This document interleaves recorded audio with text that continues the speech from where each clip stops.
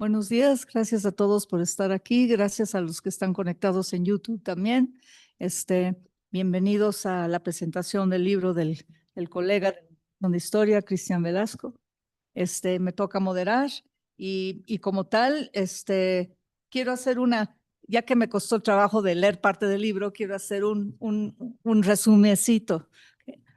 I'm just going to do a little synopsis of the book because I had to kind of read it. So I'm going to make them listen to it. Okay.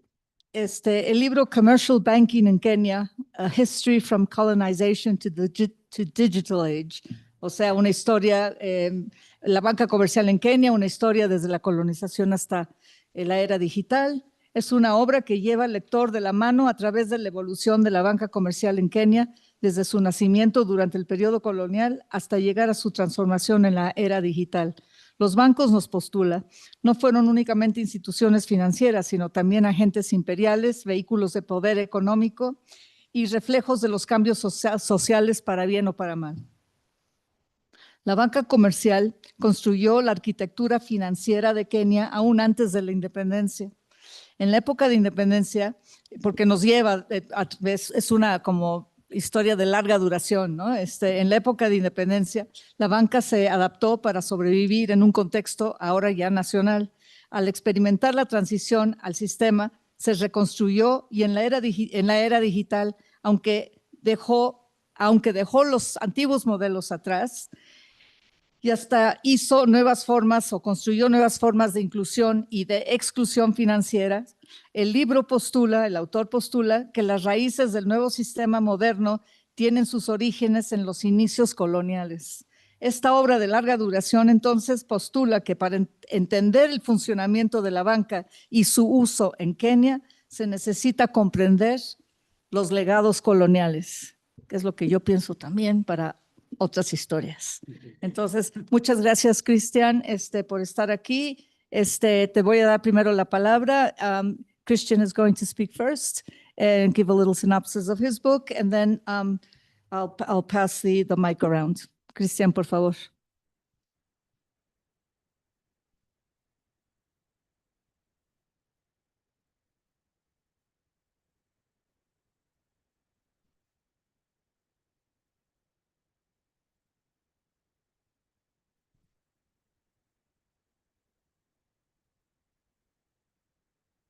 ¿Cómo se ve?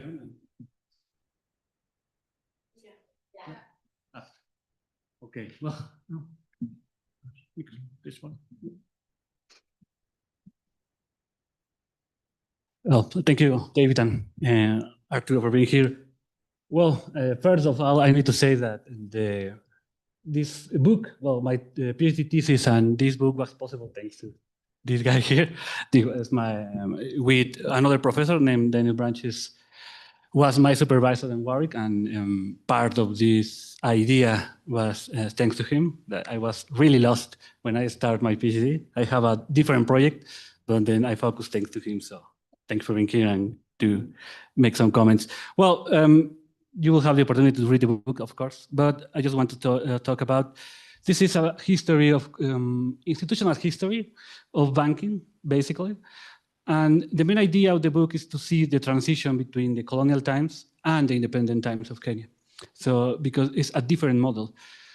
We pass from a model of banking history, of banks focused on the empire and in the imperial project, to banking made to the development of the country. So I have a mark here for those who doesn't know where Kenya is. Kenya is here nowadays. Capital is Nairobi, so as you can see, it's part of the Eastern Africa. And well, this how Kenya looks in the, before the First World War. It was part of the British East Africa, and then it was divided to, when Germany lost the war, that passed to European and British colonization. So, well, what's the problem with this thing?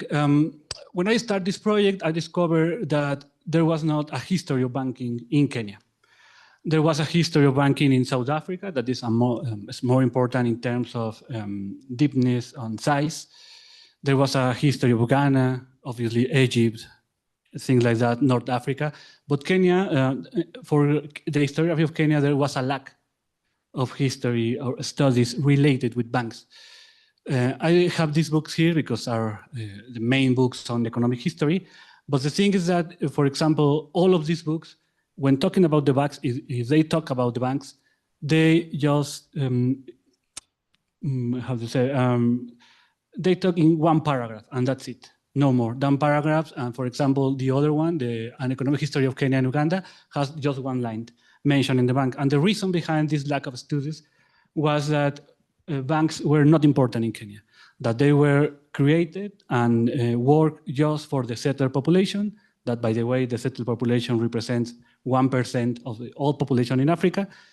That's true, yes, but I mean at the beginning, but the important thing is that this history is not static. They change. These banks were changed with the history of the country. So as close the independence come, they start to change because they knew that they couldn't believe or couldn't survive with the 1% of the population.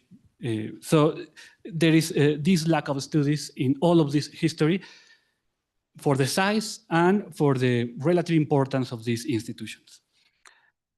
So to make this history, I have to use different archives because the problem with the banks is, as many other companies or business, the problem is that these, particularly in banks, they are bought and sold many times. So for example, these banks were sold to another American banks or Indian banks, or they have fusions with other British banks. So when they are bought and sold, they normally move part of the archives to other countries. So for example, one of the most important banks was the National Bank of India. This bank was bought to the Australia and New Zealand bank, so I have to travel to Melbourne to see the archives there. But there is another part in London Metropolitan Archives in London. Obviously, the National Archives, Barclays Bank, that is in Manchester. Bank of England has another important part. Obviously, the Kenya National Archive, Australian and New Zealand Group Bank in Melbourne, and finally, the LSE Archives in London. So I have to gather all this information in one single book and in a one single investigation. So luckily, I have the money to move around and spend 2 or 3 months, thanks to Warwick, of course, to move to Melbourne and move to Kenya and stay there 1 month. So, well, I have a picture of there. Yes, I have the picture of the archives. Yep, the queue, the New Zealand is tough. On your right, Barclays Bank, that is in Manchester, and obviously the British Bank. So, well, the other thing important that I would like to mention is that this history is based on mostly in the most important bank. There was a lot of banks, but it's based in 3 or 4 banks that they call it the main 3, the big 3 banks. I use just 1,000 documents. It's not a quantitative history. It's more like I can say classic history. It's not. I don't do any just quantitative data. That's the other problem that the other studies has. Is more like how the banks change internally as a business model. So mostly I use reports, internal reports, memorandums, colonial records, and newspaper to create this story.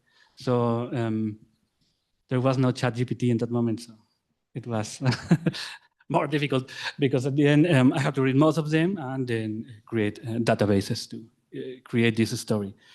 Obviously, as in any other investigation, 80% of the things that you find in the archives is totally useless for your project. But now I use it finally. So just to keep the things in context, these are the banks in Kenya, working in Kenya. We have the National Bank of India, the Bank of South Africa. And something important that I need to mention is that banks in Kenya, in colonial Kenya, are as old as the colony itself. The colony started in 1890s. It was a private enterprise, a colonial and imperial enterprise that failed, that like any other failed in other parts of the country.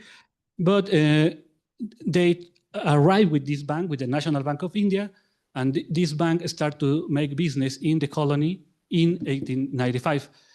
And it became the bank for the colonial administration. Something that I need to mention is that don't be fooled by the names, because it doesn't matter if it's a National Bank of India, Standard Bank of South Africa, or Barclays, General Bank of Netherlands, or Baroda, whatever the Ottoman Bank. All this bank has a British capital. So they were a British capital.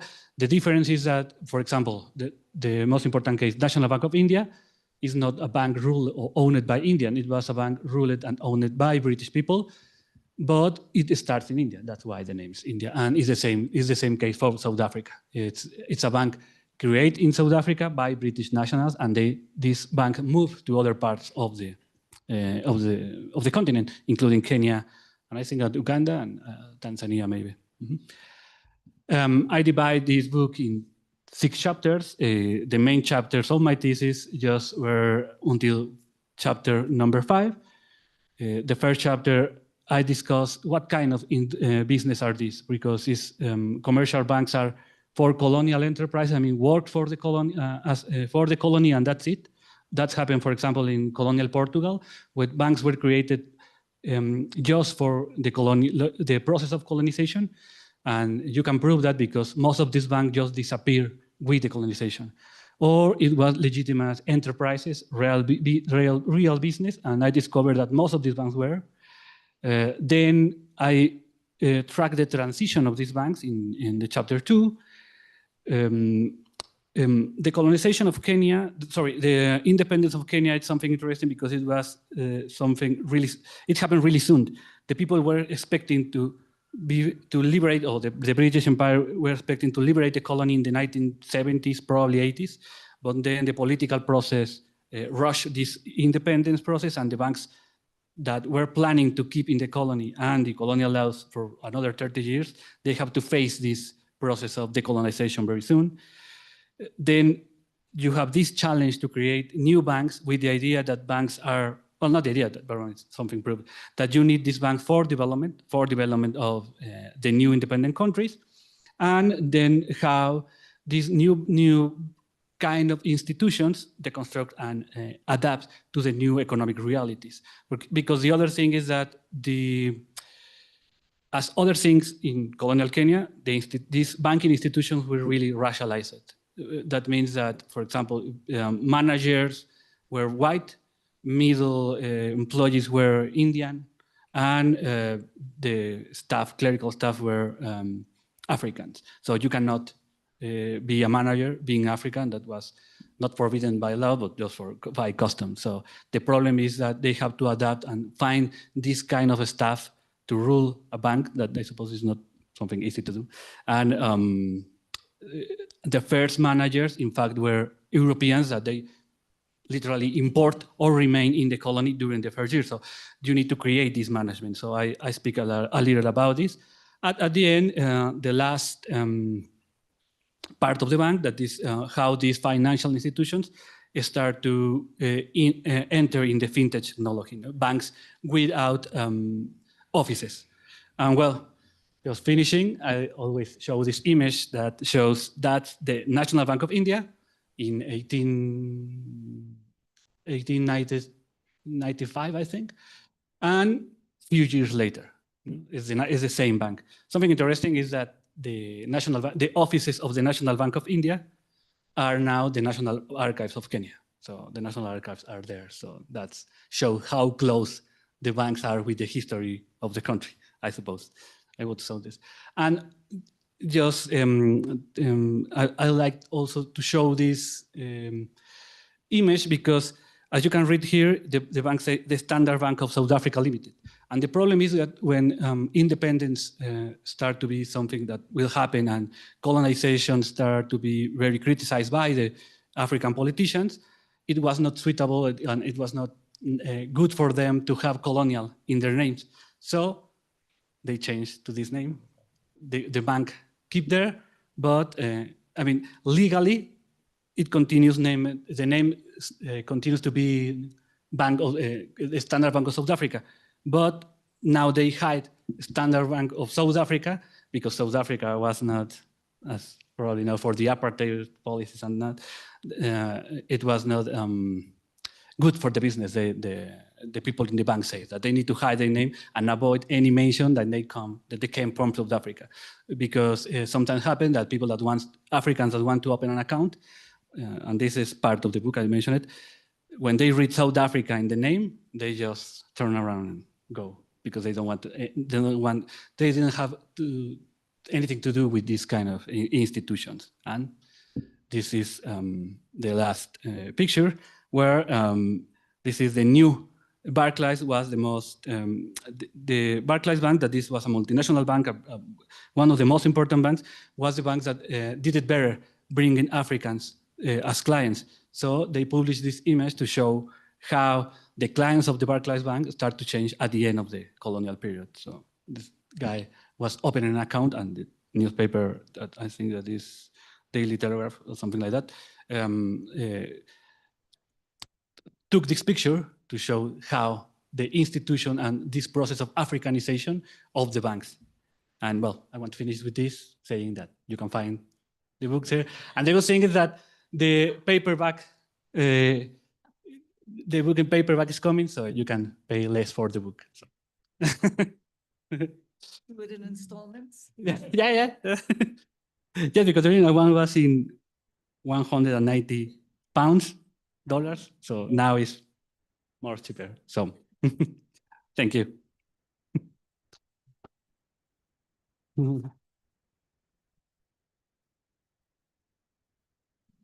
Gracias, Christian. Yo estaré a la salida tomando pedidos. Sí.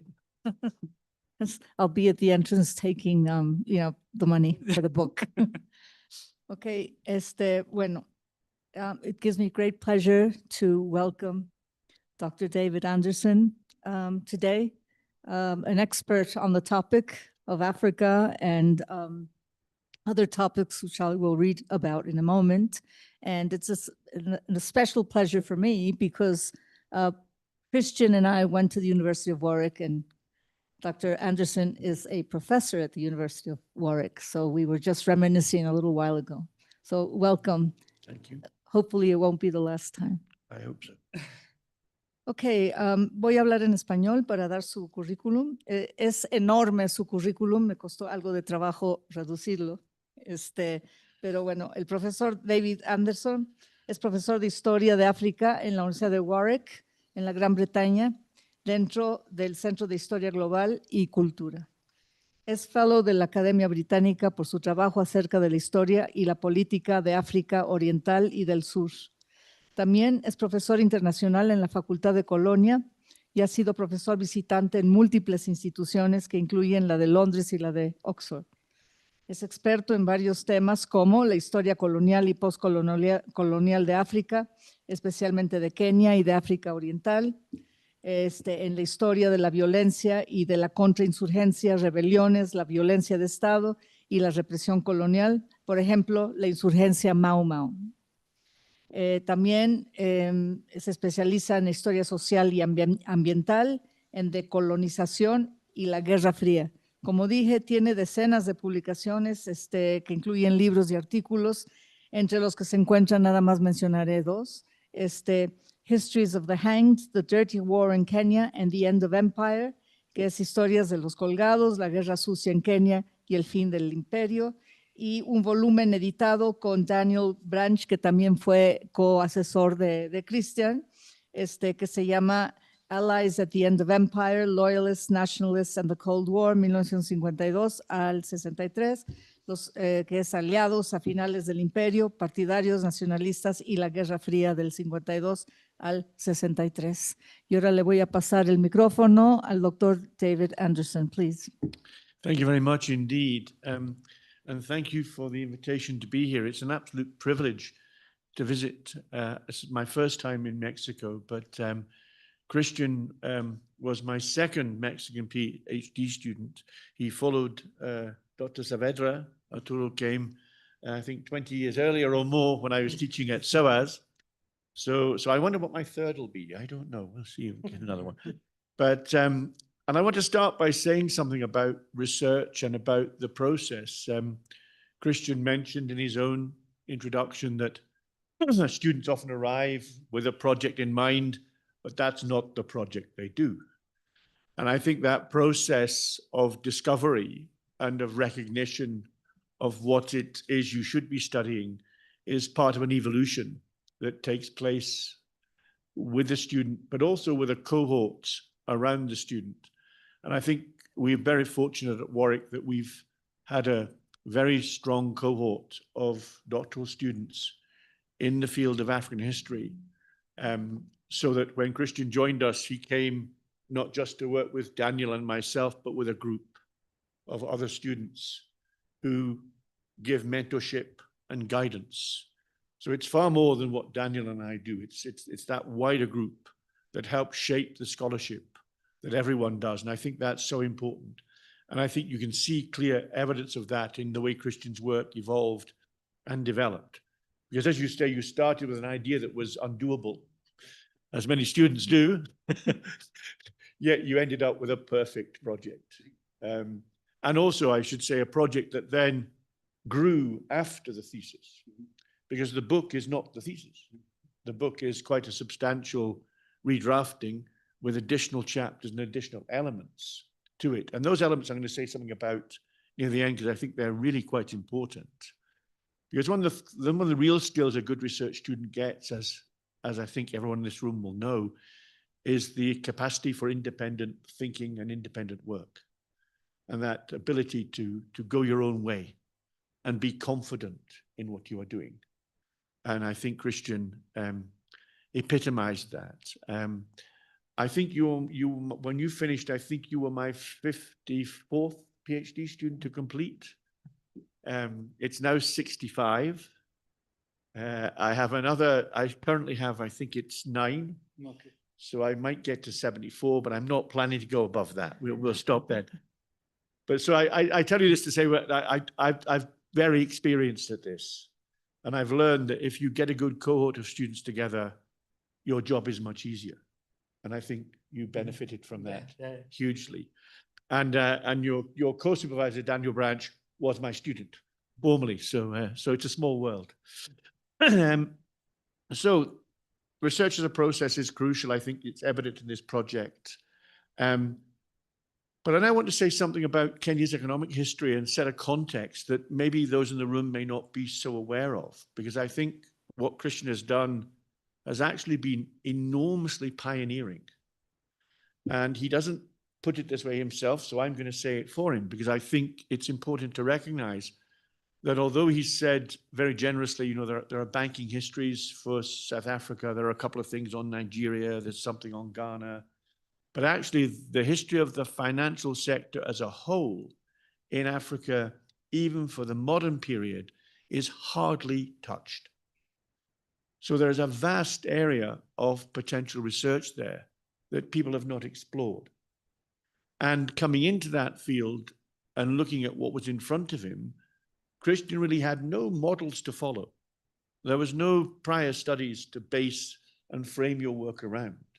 You had to work this out for yourself with no exemplars to follow. And I think it's important to recognize that. Also, Kenya's economic history, until very recently, was written in a very old-fashioned colonial way. And assumptions were made about the importance of settler colonialism and about its value to the economy that we've since discovered were totally false. So once we begin examining the empirical facts behind this kind of colonialism, we realized it was not the way it was being presented at all. So there's been significant revisionism going on in the last 5 to 10 years, I would say, of this economic history. It's been led, I think, often by the Department of Economic History at the University of Lund in Sweden, who've had a very good cohort and group of students working on this. And they have basically done what all good economic historians should do. They've gone back to the data. They've looked at the data sets and they've actually studied them and examined them. Now, previous generations of economic historians in East Africa did not do that. So we've moved to an area where we now have a very strongly empirical history, and I think your work is very strong empirically, but it's a history we know is now correct and is not based on racialized assumptions, which I think the earlier work was. And I think that it's important to recognize this, because in doing this work, you have been pioneering. No one else is working on a related subject. And I do know I work on a journal, and anything we get in on finance, this is the first man we send it to, because there are so few people who can review it. So even now, I think you stand alone in this field, and there are maybe one or two people in South Africa who might rival you, but already you've established a distinction through the work you've done that I think it's really important for your colleagues to understand. And I think it's important to say that. Now, of course, moving beyond the simplicity of an earlier history and towards a more empirical and empiricized history has been important. But I also want to emphasize the issue of sources. Again, I'm sure everyone in this room understands that, we have an English saying, you can't make bricks without straw. You can't write history theses without sources and data.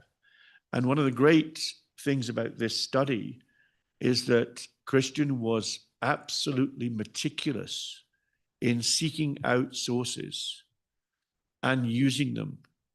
Now, none of the archives, you used 3 major archives and several other smaller archives.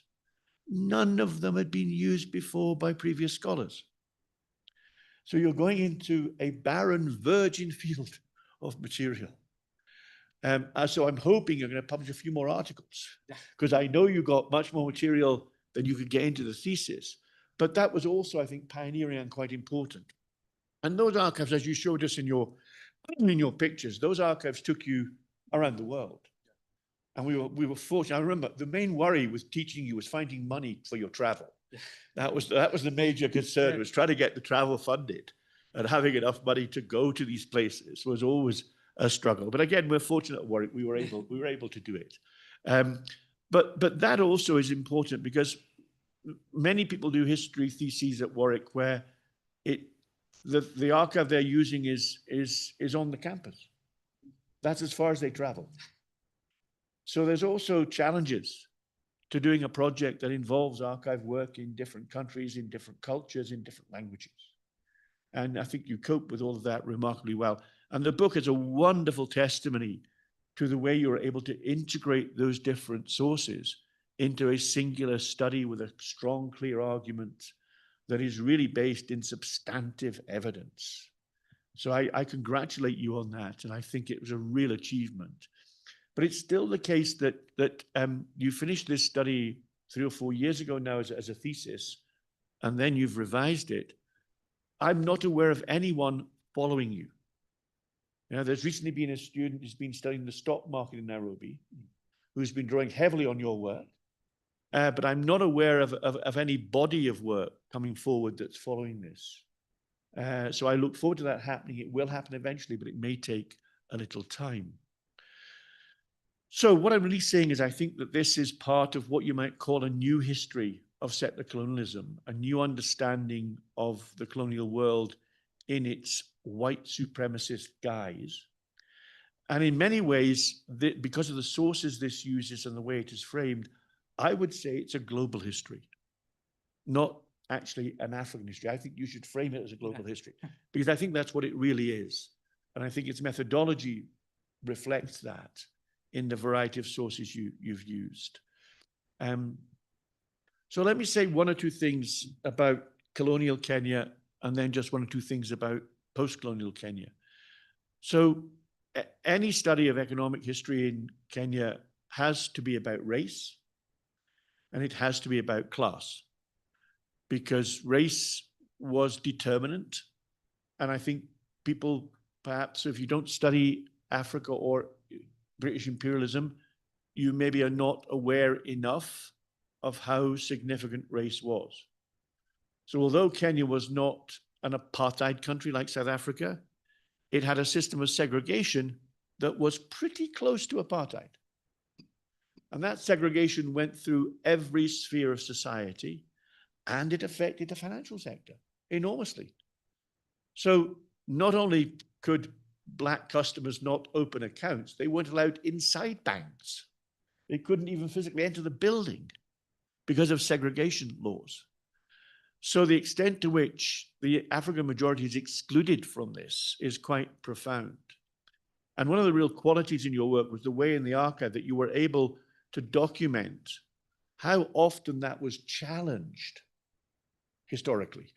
So not everybody's happy with this. There are people challenging it, but those challenges are constantly rejected until right at the end, when decolonization is already coming. Only then do the banks concede that they have to open up to non-white customers. Now, those of you of a commercial turn of mind might say, what on earth were they thinking of? Surely banks would want more customers. And the Africans they're dealing with, as Christian makes clear, these people are not all poor. Many of them have substantial wealth. Why on earth weren't the banks willing to accommodate these people? It is a really important question. And the only answer to it that you can give that has any veracity is racism. Racism prevented them from doing what any common sense, commercially minded person would think was appropriate.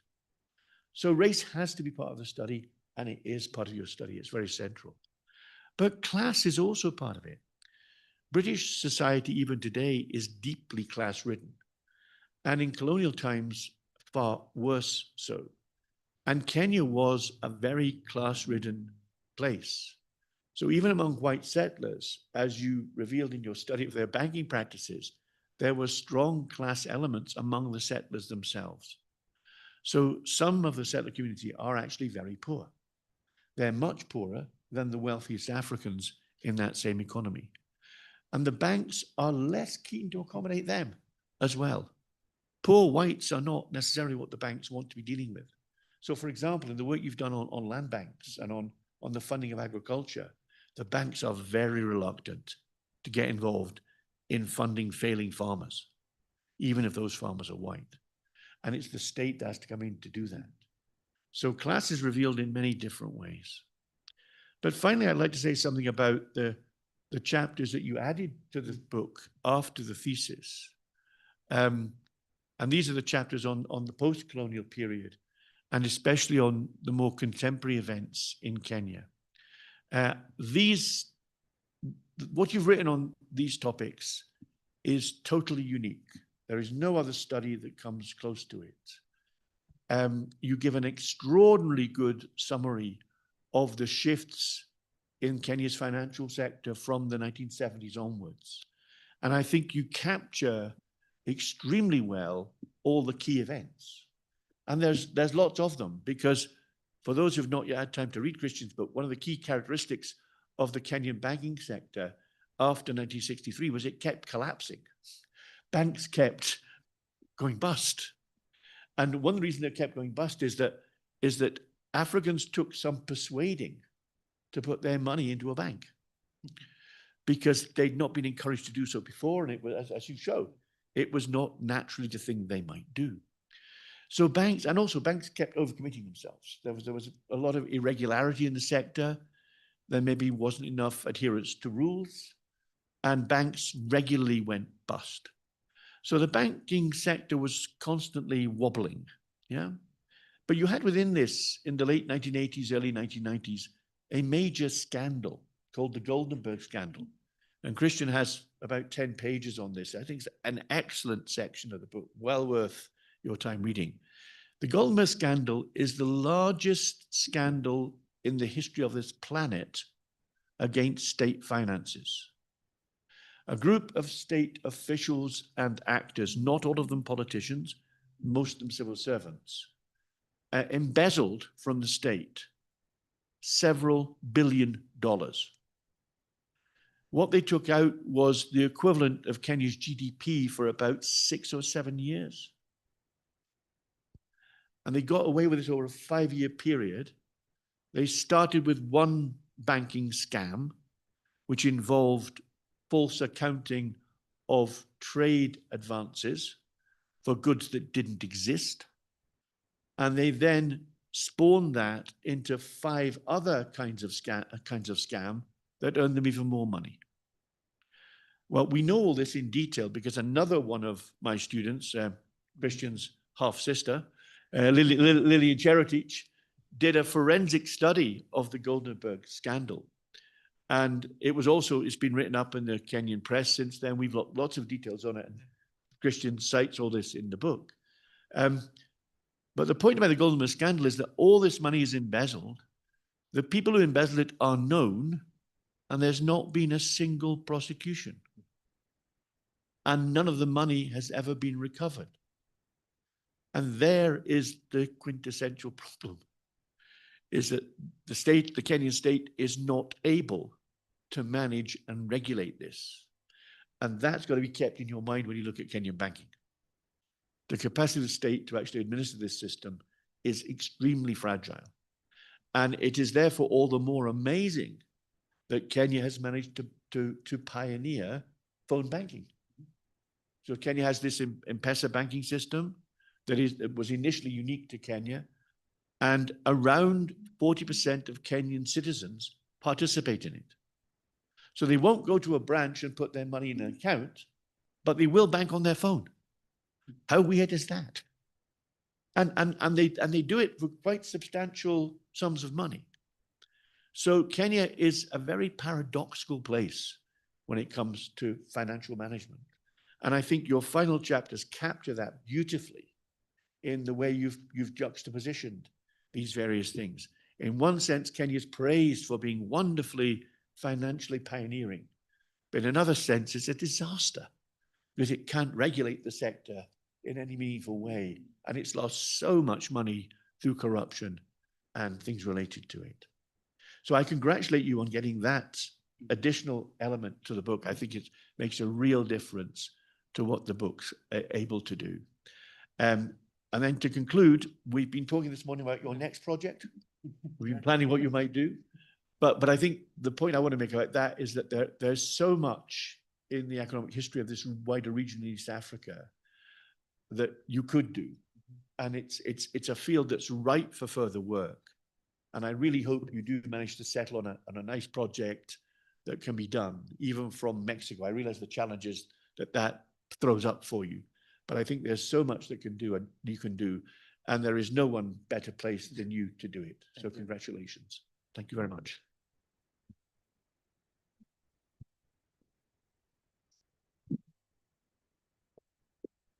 Well, thank you very much, Professor Anderson. And now we move on to our second commentator,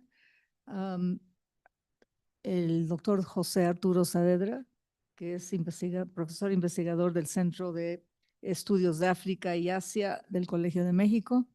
Él obtuvo el doctorado, como ya se dijo con el profesor, en la Escuela de Estudios Orientales y de África, el SOAS, de la Universidad de Londres, con especialidad en la historia de África y la literatura suajili.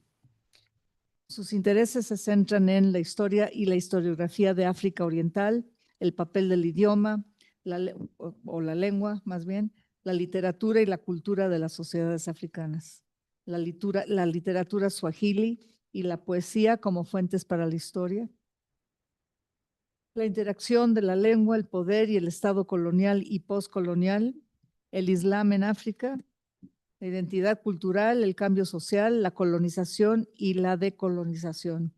Algunas de sus publicaciones incluyen, es el editor de África, Perspectivas sobre su cultura en historia, y tiene un capítulo del libro, La literatura suajili como documento para la historia de África.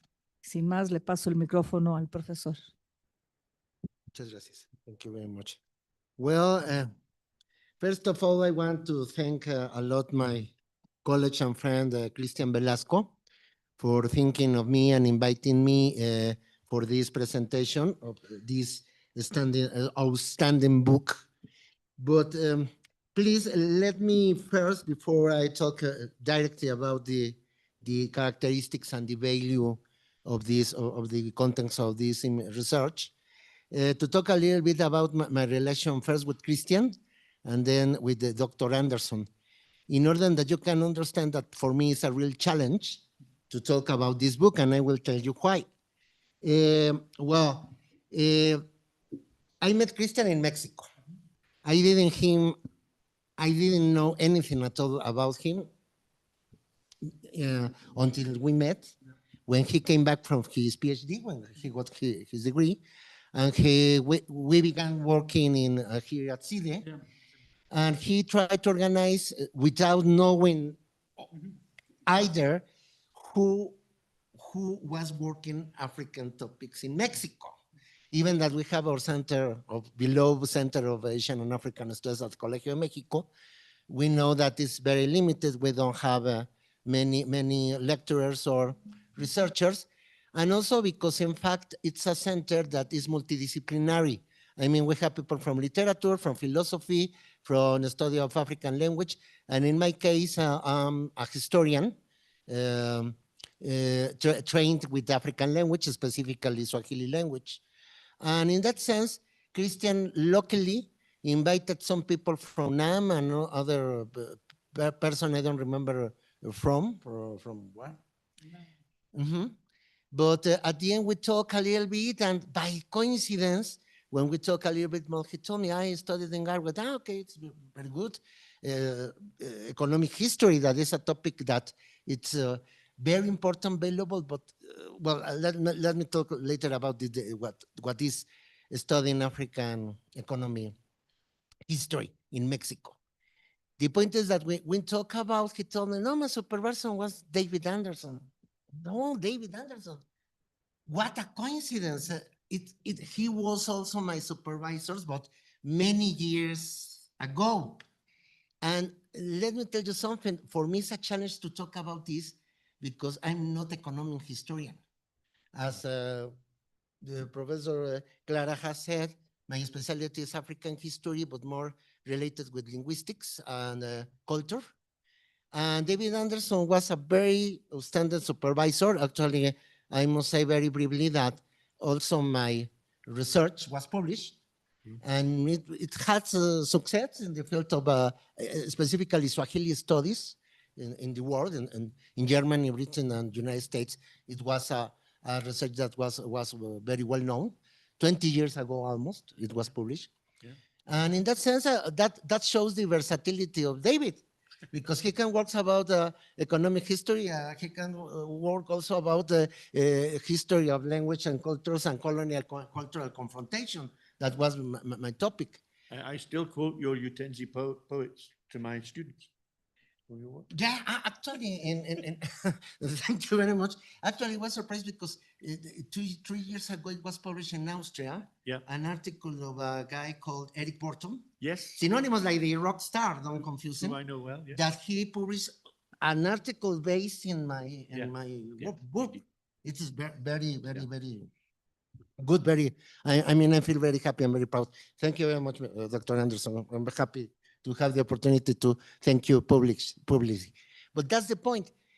So in that sense, we, since from the time that I have contact with Christian, we have worked together, tried to join forces with the Department of History of CIDE and with our Center of African and Asian Studies at Colegio, México. And now we're trying to publish a book with some college. Many of us are the college of me, teachers of my students. By the way, all these nice people are my students from Colegio, México. Okay. So in that sense, we are very happy to work together and to join forces in a field that is very marginal and unknown in Mexico, that in general is African studies. Yeah. I mean, that's something that I want to say first, because in fact, trying to include or to analyze an outstanding researcher like Christian's, it has to be stressed with that idea. It's a Mexican historian who chose the topic or the field of economic history, and he's working about banking. That actually banking is an important topic for everywhere. In Colegio, México, we have Carlos Marichal, who has worked a lot about the topic. And it's very interesting because if you research about banking, you know many things that probably you cannot understand or think about with other topics, okay? And at the beginning, I was a little bit afraid when Christian invited me, but before I had the opportunity to read some articles that I understand were also product of all this research for the book and for the thesis, about how were the policies in colonial times before the independence of the banks, specifically Barclays. That is one of the most famous banks. Even when I was a student in London, my account was Barclays. Yeah. Okay, I at least I know that was Barclays was. I didn't know the importance in the colonial territories, in the British colonial territories, like the Standard Chartered Bank, no, the HBC banks, no. Okay, so in that sense, when fortunately, because I have previously known some work of Christian about the African saving system, and also in the independence, how the colonial banks were transformed. Also, an article that you did very good about the agricultural bank. Yeah. Because actually, I mean, the one situation I say it, because the challenge to talk about the book is that it's obviously better to know certain expertise, certain background of what is the colonial history of East Africa, specifically Kenya, okay? And in that sense, the book is very, I mean, it has very good points, like a really pearls of, how can I say it, of ideas that guide us about the topic. Obviously, if you don't know anything about African history, it's probably more difficult to understand many aspects, even because the colonial history of the British Empire in Africa is different to the case of Portugal, to the case of France, to the case of other territories. But in that sense, the book guides us to see how the history of this bank were, how can I say, parallel to the social and political history of the colony. And as David say, it's very interesting, particularly the sixth chapter, because the Goldenberg scandal, as David say, probably is one of the major scandals of the history of Africa, independent and colonial. For sure. Probably compared with some in South Africa, no, the Gupta family, probably. But in the case, it's worse because it involved the government, the Bank of Kenya, no? Yeah. A business that, imagine, they changed the idea that they can't get funds for the country selling diamonds and gold in a country that don't produce, that doesn't produce gold and diamonds. So it's very interesting to make possible a fraud of this level. So the book of Christian obviously talk about a topic that is not good, is not nice, that is the topic of corruption in independent African countries. But anyway, the point is that generally, I think it's very interesting to follow this book. I don't know if there are plans to make a Spanish version. It will be very useful. It will be very useful understanding that our lack of material in Spanish about African history is very wide, okay? So it will be very interesting to plan in the future to get the possibility to get a version in Spanish. But anyway, in Mexico, we compel our students to know very well English and French for some of them in order to follow our studies. But it will be good for in order this research could reach more people, no more audiences, because unfortunately in many public universities there's still a low level of use of English or knowledge of English for academics. So obviously, as Anderson has said, I don't need to repeat it one more time, but it's a very solid academic work, very well researched. And the sources. It's very interesting because, okay, we're talking about the history of banks, but I never imagined that you have to go to Australia and to New Zealand. In Mexico, we will think that it will be an excuse to take a holiday in this area. We thought so too. Melbourne. And also I understand that you make a very strong research in the archives of the banks. Yeah. That I actually don't know if Mexican banks had a historical archives, probably. It's something that I don't know. But it's very interesting that you make a very well search of sources, and the book shows that. I mean, that is very solid. Another thing is that,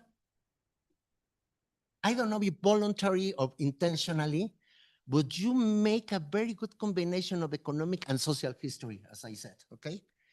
And in that sense, another value of the book is that it's very well written and it's very clear. Because obviously, let me tell you, Anderson, you didn't know. I am one of the persons that we choose history in order to run away from mathematics and economics and things like that. So in that sense, at the beginning, I was scared to say, well, probably I won't understand the tables of figures on the analysis. But this very, I mean, it's very, very light. Very accessible. Very accessible, exactly, very accessible. So in that sense, to me, is quite good. Something that I want to mention, because honestly, probably it will be the one thing that it took more my attention, is the way in which he devised and organized the book. For example, I don't know how it was your thesis, and how probably I understand, or I suppose, that you added the last chapters, the most contemporary, to the research. That your research with David was more colonial times, no? Yeah. Probably after Mau or 70s. Yeah, okay. The thesis ends in 70s. Yes, because I remember one of your articles that you begin to talk about the transformations before the independence, okay? But well, in this organization, however, I have certain comments to make. But first of all, I will talk about the things that they really impress me positively, obviously. The way in which you describe the first chapter, the big three banks. What do they mean? The basis of the colonial economy for the banks and the investment, and obviously something that is necessary to tell, to share with people not specialized. Christian very brilliantly, very efficiently, very how can I say it, positively remarks. But in fact, the origin of of banks, specifically in Kenya, is because it's a settler colony that use the exploitation of the agriculture, the lands, in order to grow and export of, how can I say it, of raw materials. And obviously is the traditional scheme of the African economic colonial history. But in this sense, it's interesting because actually it's the origin of the banks and we cannot avoid it. And something interesting to me is the nature of the banks, the National Bank of India, the Standard Bank of South Africa. I understand there was also the National Bank of South Africa and Barclays. Then to me now is the direct, how can I say, the antecedent of what is a modern bank in the post-colonial times. So that sense, it's brilliant. But let me share with you, let me to show how Christian show us or teach us these characteristics in very few words, talking about the nature of the colonial system and the banking and the colonial economy. In the page 1716, he says, he's a very well-known writer and author and intellectual of the developments were carried out by colonizers. The Guyanese historian Walter Rodney remarked that the dissimilar distribution of social services within Africa during colonial times mark a pattern of domination and exploitation. In the colony, the establishment of the first banks was in the service of colonial authorities, white settlers, and Indian traders. Only after the post-war period did commercial banks in Kenya begin to view Africans as potential clients. are thought only for saving accounts. It's a really, I mean, the brutality of the history of this part of East Africa is that the British settlers dispossessed the African Kikuyu, mainly farmers from the lands.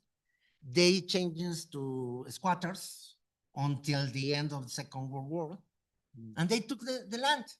And the banks were to be credited to support the economy, to support the finances, the commerce. But the Africans were excluded. David said it was a racist system, very close to apartheid. No, I mean, and actually, it's very well known that in certain moments of the history of South Africa and Kenya, many Afrikaners that were discontented with the British rule in South Africa went to Kenya because they felt more comfortable. Okay, so that's it. It's a pure. And I mean, it's not critic, Christian, but it's my surprise for you. Something that to me was a little bit not confusing, but at the beginning I didn't understand well until I could see it more, is the way in which you organize your data or I mean the materials. Because, for example, the second chapter is in fact the chapter that you talk about Mau Mau. And to me, it's very interesting the way in which you talk about the Mau Mau, because obviously the first chapter, the establishment of the banks, at the beginning, gave me the first impression that you didn't take in consideration the social problems that were involved in this process. But in the second chapter, you do it very well as well. And for example, when you say in the page, in this case, I didn't put it. Okay. The origins, development, and consequence of the Mau Mau War have been extensively analyzed from various perspectives, and there is consensus among researchers to localize the immediate origins of the social movement to the increasing pressure placed by the white population on Kikuyu land in the central provinces. Economic conditions during the Second World War increased the profitability of agricultural land, which encouraged white settlers to reduce the amount of land cultivated by squatters. The squatter system had been growing since the end of the 1920s, and among its social and economic implications, it worked as an escape valve for the increasing Kikuyu landless population. Another jewel, a pearl of information, that is a topic itself, the Mau Mau uprising. That is true, it's not a national uprising. It's only an ethnic specific group, the Kikuyu, who were dispossessed of the land, and after the Second World War, even they're dispossessed of the use of the land. I mean, the consequences were unavoidable, I will say. But my one comment, and probably, I don't know if it's time for certain, how can I say it, a conversation, but you will tell me with Christian, is the term pacification. Because as David said, most of the bibliography of the research that probably you have could done about banking. I don't know in Kenya, because in Kenya I think it's very original, your work. But in the other British colonies, or even in South Africa, the language of pacification is very significant, because it talks about the struggle of local populations against grievances about the contradictions of the political, social, and economic systems. But in certain sense, probably for people like me that, in my case, I studied the German invasion of Tanganyika, it sounds a little bit rude, in my humble opinion. I'm probably thinking as Latin America, because we as Latin American, we have the colonial experience aware in other time, in other centuries, in different centuries. But sometimes the word pacification, it sounds like, okay, you cannot avoid this, is logical, even is desirable to do that. But anyway, after that comment, I'm very sure that you have your more deeper reasons, because the way in which you make the periods was were interesting to me. For example, also talking the other the chapters, I noticed that, for example, chapter 1 and chapter 3 are more devoted to talking about the banking system. And the 2 and 4 are more political and social. And that's good. The problem is that sometimes you are, I mean, probably it's a problem with some historians like me, that sometimes we follow the how can I say, the way, the road of the chronology. And sometimes I notice some jumping in a certain moment. But anyway, I mean, I cannot understand anymore because I will talk more and more. David say, I said, the last chapter is brilliant, very illustrative for contemporary economic history of African countries.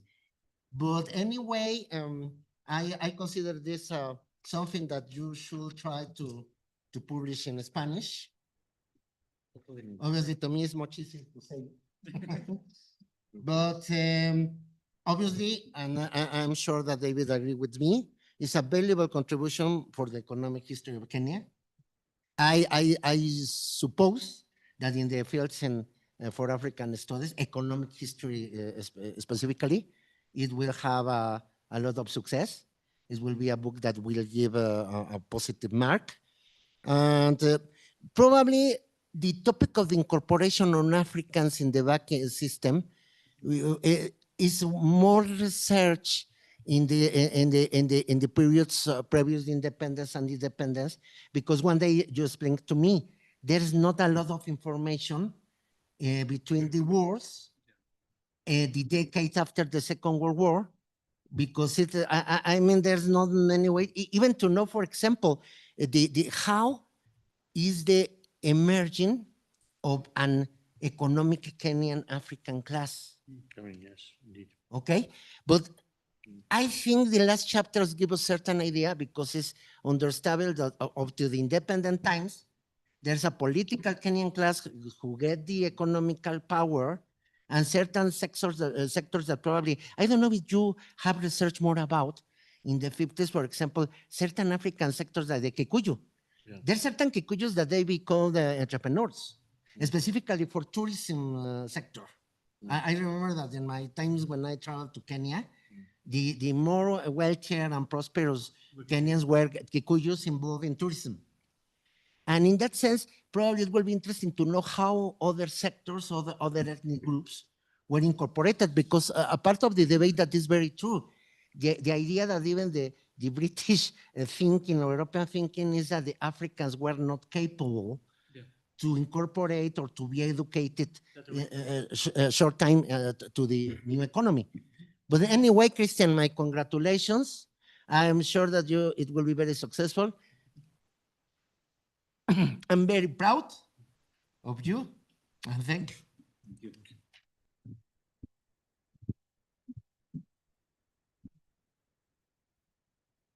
Muchas gracias, profesor Saavedra. Christian, no sé qué piensas. ¿Lo abrimos a las preguntas y luego si quieres decir unos comentarios finales? Ok. Entonces, preguntas, aquí, ok, sí, me ayudas con el micrófono, gracias. ¿Hay preguntas o comentarios? Ay, es mío. Bueno, muchas gracias, Christian, y felicidades por la presentación y por el libro. And thank you very much to the presenters. This is a mere curiosity for Professor Anderson. You mentioned that banking history was dominated by an imperial framework. And I can see why. I find that interesting, but I wanted to ask if a Marxist or a certain Marxist understanding of economic, because that's something that happened in Latin America. The framework that dominated economic history for a while was very Marxist, very determinant on what were the agents, the institutions, the motor of history, and sometimes that left out the locals and the politics, really.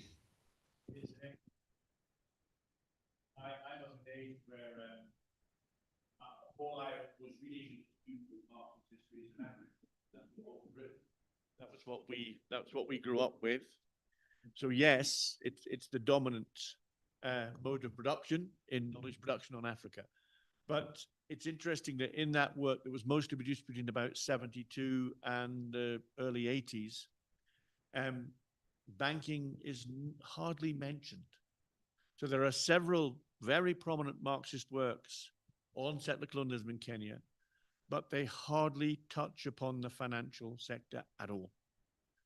And it always struck me as an omission, and I couldn't really understand why.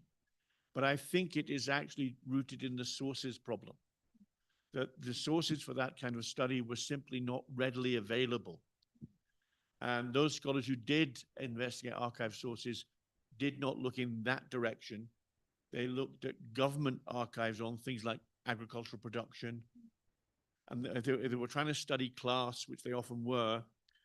They would focus on emergent bourgeoisie rather than looking at how the financial system was being managed. That didn't seem to occur to them to be. I mean, I'm criticizing some very big names here. Maybe I should be more cautious. But it didn't seem to occur to them that this would be important. So it's an excellent question, yeah. Yo, muchas felicidades, Christian, primero. Y enseguida te quería preguntar cuáles, a ver, por lo que han dicho los comentaristas, por lo que yo te he escuchado, etcétera, hay, digamos que una de las principales características de este sistema bancario y de la organización del mismo es que está extremadamente racializado. Pero te quería preguntar si también está sexualizado en el sentido de que hay una división interna o que incluso las mujeres ni siquiera estaban contempladas para formar parte, ya no digamos como trabajadoras, sino como clientas, ¿no? Entonces, eso en primer lugar. Enseguida, pues, qué suerte de veras, porque efectivamente es bien difícil. Acá en México el único archivo que tenemos es el de Banamex, el único archivo que se puede consultar. Y los demás, pues, Nada, cerrados. hay como uno le da a Dios entender. Y la otra es que me parece que, con lo que decía Arturo, me parece que sería muy útil que lo tradujeras al español, justo para ver en qué momento se encuentra la banca en el siglo XX en México, en donde se están haciendo un montón de modificaciones legales, etcétera, en donde se está haciendo nuevos proyectos de inclusión financiera sobre empresarios, mujeres, jóvenes, incluso hasta niños, etcétera. Claro, con la tutoría de los padres y todo, pero haciendo esta comparación en un momento en el que, no me acuerdo en qué ola estamos aquí, mis compañeras me van a decir, pero en un momento en el que las mujeres pues ya estamos en el ámbito público, y ahora sí con agencia económica y bancaria, por supuesto, ¿no? Y muchas felicidades. Gracias. Pues de hecho es una buena pregunta porque espero que también sea parte de otro proyecto, porque también creo que los bancos en África en general están primero racializados, luego por clase y luego sexualizados. Entonces sí había mujeres secretarias y todo, pero, o sea, en el peor de los escenarios obviamente pues estaban las mujeres, o sea, esto es no hay estudios para África, o sea, o por lo menos el sur de África y el este de África. Pero en el peor de los escenarios, pues es una mujer, ¿no? Africana, porque entonces ni siquiera entrabas, o sea, o no estabas ni contemplada para tener tu propia cuenta y menos para trabajar dentro del banco. Porque como dijo David, que es muy buena mención y Arturo también lo mencionó, se les consideraba que los africanos no eran buenos para ese tipo de trabajo, que solamente eran buenos para trabajos manuales. Entonces, y que de hecho era una pérdida de tiempo usar trabajos que no fueran manuales en ellos. Y otra gran excusa es la educación, porque decían que la educación era muy mala para los africanos, pero en realidad la gente que contrataba los bancos y que luego llegaba a los puestos altos no eran universitarios ni nada, o sea, era gente que se iba entrenando dentro de los bancos. Más bien era una cuestión completamente racializada. Pero la parte de las mujeres es algo que quiero hacer después, o sea, sí es un proyecto de investigación porque no hay nada al respecto como trabajadoras en África, o sea, de los bancos. Ok, pues muchas gracias, doctor Christian, por estos comentarios. Este libro me uno a las felicitaciones. Agradezco también los comentarios del doctor Anderson y del doctor Saavedra. Mi pregunta va enfocada en cuanto a la metodología. ¿Cuáles fueron los principales obstáculos a los que enfrentaste al tener pues, diferentes archivos, ¿no? En diferentes ciudades y en diferentes países? Entonces me gustaría saber cuáles fueron los principales obstáculos y cómo manejaste esas dificultades que surgieron en el proceso de investigación. Pues el primero, híjole, obviamente lo primero fue localizar los archivos porque no es tan fácil saber dónde están. Entonces ahí fue un rastreo de gente que a lo mejor, por ejemplo, conocí gente en el London Metropolitan y ellos me enviaron a Kew, por ejemplo, perdón, a Melbourne. Y la gente de Melbourne dijo, puedes localizar algo en tal archivo. Entonces más bien fue a través de los archivistas que hicieron ese rastreo. Y también algo muy importante fue viendo, porque los barcos ya ni siquiera tienen esos nombres, ¿no? Entonces iba rastreando cómo habían sido comprados y cómo se habían ido amalgamado. Entonces, ¿qué pasó? Porque luego a veces compraban 10 bancos, ¿no? ¿Qué pasó con esa partecita del banco, ¿no? Entonces, porque además es complicado porque vendes una parte, o sea, entonces a veces vendían solo la parte de África y la parte de Europa la vendían a otro banco, ¿no? Entonces tenía que estar rastreando eso. Y al fin, y lo que en un principio pensé que iba a ser un problema de no encontrar nada, al final fue un problema de encontrar un montón. Entonces, o sea, la cantidad de archivos que hay es muchísima, ¿no? O sea, imagínate, pues cada cuenta por lo menos es un archivo, ¿no? Y luego están las oficinas que mandan comunicaciones locales a las regionales, y las regionales a las centrales, y luego las centrales a las regionales. Entonces, en realidad, yo creo que de lo que he buscado los archivos relacionados con los bancos, solo en Kenia ha de ser un 10%, yo creo, no sé. Entonces, ahí lo que hice fue básicamente organizar cómo quería mi tesis y buscar solo documentos que hablaran exclusivamente de lo que yo quería que hablaran. O sea, porque de otro modo era imposible, ¿no? Entonces, por ejemplo, un poco respondiendo a lo que decía Arturo, o sea, la cronología la hice más bien con lo que encontré y de lo que hablaban los archivos, no al revés. O sea, sí tenía una idea, pero si veía que de repente, no sé, el archivo ya hablaba de otra cosa y que había más información de eso y se volvía más social la información del archivo, la utilizaba. Entonces, en realidad yo le diría, una cuestión de adaptarme más a los archivos que adaptar los archivos a mi trabajo. O sea, half and half, pero sí, exacto. Y bueno, this kind of adaptation, I did the same in LSE. Yeah. Because in LSE, I didn't have any research topic when I finished my master.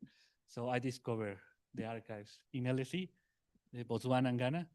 So I decided to make a comparative study, but just because I found the archives, not because I didn't know anything about Botswana and Ghana, but I found the archives, I see that there was nothing there, so that's my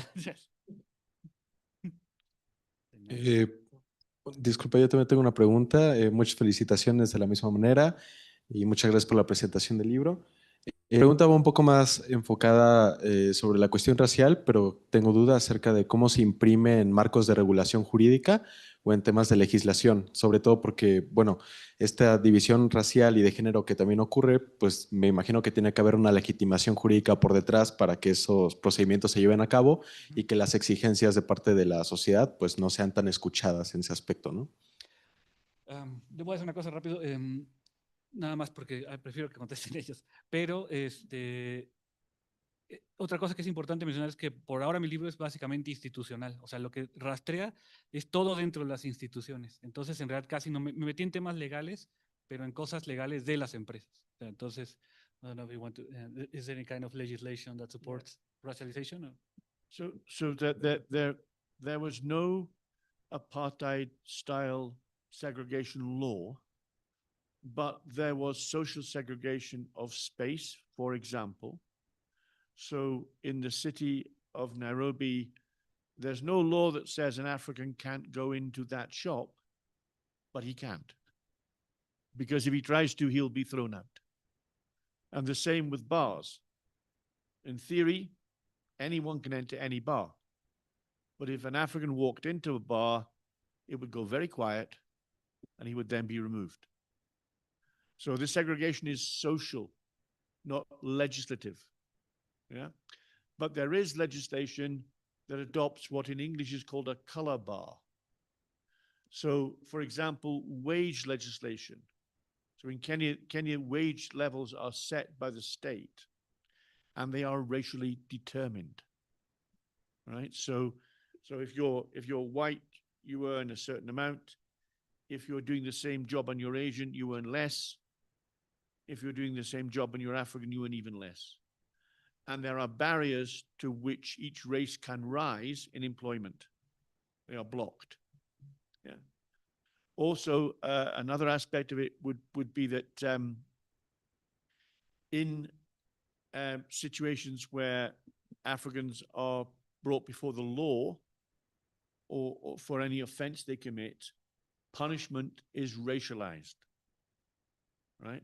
So if you're convicted and you're white, you're probably bound over to keep the peace. In other words, you pay a bond, and 3 months later, if you've behaved yourself, they give it back to you. If you're Asian and you're convicted, you'll be fined. If you're African, you'll be flogged and sent to prison. Asians and Europeans never get flogged. Now, again, there's no law that says this, but the magistrates and judges impose these punishments in a racialized way. So once again, the racialism is socialized. It's not legislated.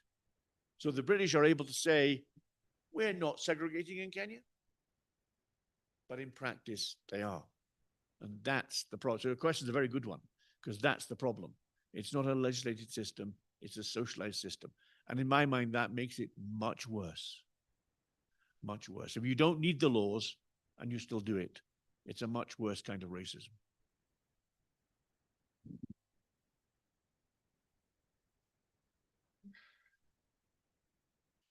I want to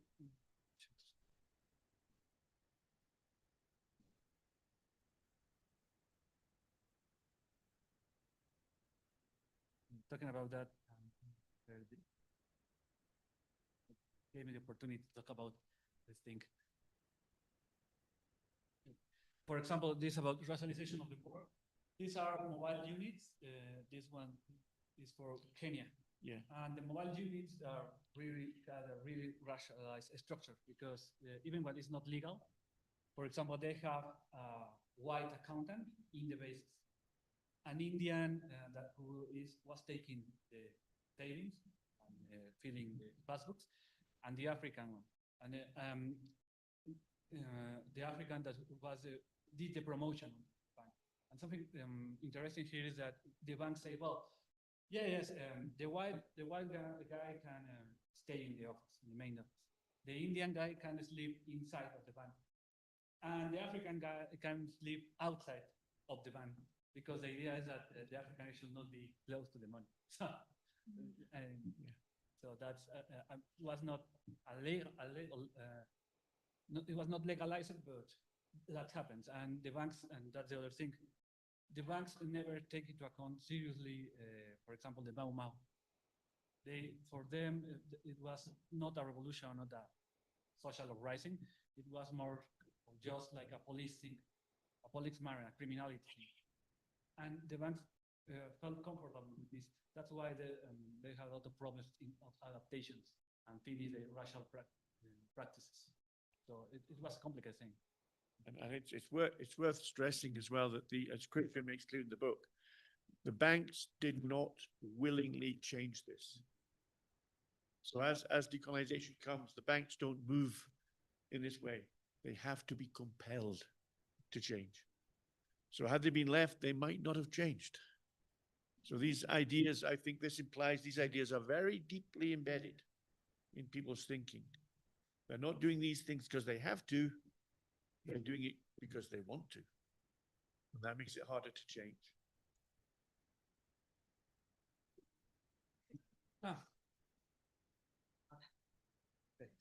¿Qué tal? Buenos días. Mi pregunta va dirigida un poco más hacia la cuestión no tanto económica, sino demográfica.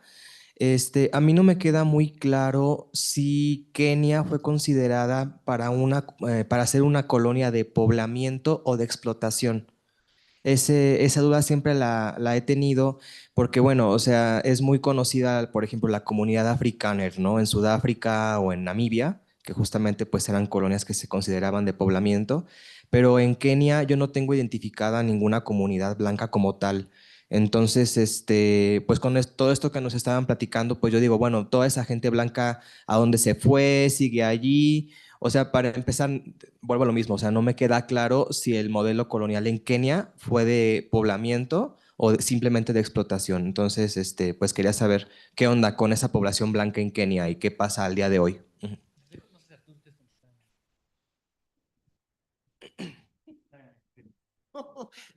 No, because in fact, it's interesting because in the wide spectrum of British colonies in Africa, Kenya has a particularity that a specific area, the Highlands, the Rift Valley, is the area that is exploited for agriculture because it's very rich. The soil is rich. So in that sense, there's a specific area in which the British settlers and in certain cases, not only British, Afrikaners, even Germans, even from other European country settlers. Karen Blixen, for example, no? For example, they settled there because for certain kind of people, it's, I mean, it's a way to get an wealth and prosperity that very difficult to, it will be very hard to have it in Europe. Yeah. So they settle there, and obviously there's a basis of the basis of an economy in which there's an European sector of the population that change also the political system, because in the colonies that, where there is a settler population, there are more local rights that can even face or confront the metropolitan or the imperial policies. But there are certain colonies, British colonies, that they don't have certainly settler population, no? For example, Nigeria, I wouldn't say that it will be the contrary, no? So your question is a very good one, because if you look at, you mentioned Namibia, and there are Southern Rhodesia, Natal in Southern Africa, these are all white settler colonies. If you compare them with each other, one very fundamental thing becomes clear. Kenya is by far the most violent of any colony under British administration. And it's violent long before Mau Mau. So in other words, the settlers in Kenya managed to impose a very coercive kind of control that's very repressive. How do we know this? Well, we know it empirically. Everything you can measure about violence, such as how many executions per year, how many people sent to prison, how many punishments within prison, how many floggings of people. In every single one of these indices, Kenya is the worst colony in all the British Empire. It has figures twice as high as Nigeria, nearly 3 times higher than Ghana in all these measures across the board. So there's no ambiguity. Kenya's different. And it's also more violent than the other settler colonies. It's more violent than Natal. It's more violent than Southern Rhodesia. It's harder to compare with Algeria and Namibia because they're French and German colonies, but we think also it's much higher than them. So there's something unusual about Kenya's settlers. They managed to influence the legislation in such a way that makes the state much more coercive. So when Mau Mau comes in the 1950s, it's not Mau Mau that makes Kenya violent. Kenya's already violent. And so the response to Mau Mau is out of proportion and is much worse than it might have been had this happened in another colony. So you're right, your question is absolutely right. There is something distinctive here about the kind of oppression, but it's quite hard to define it. Violence, because we can measure things, makes it easy. But in some of the social aspects we've been mentioning, it's maybe harder to empiricize, but it's important. Gracias.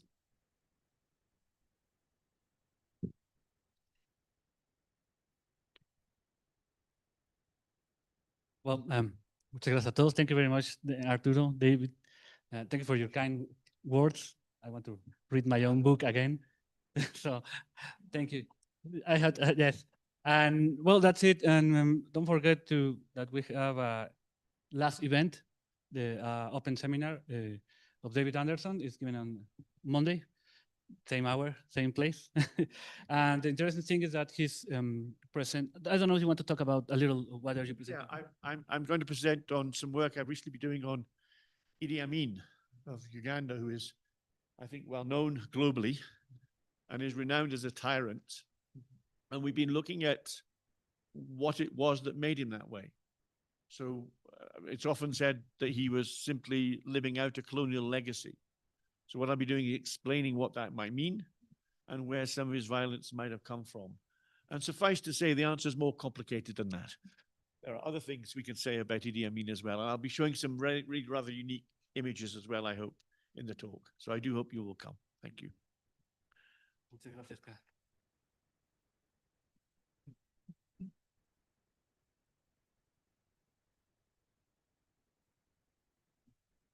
Well done. Thank you.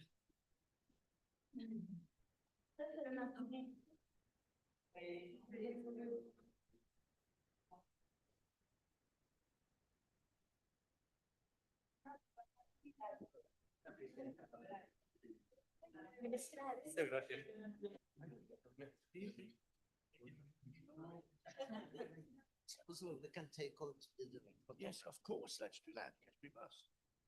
Very nice.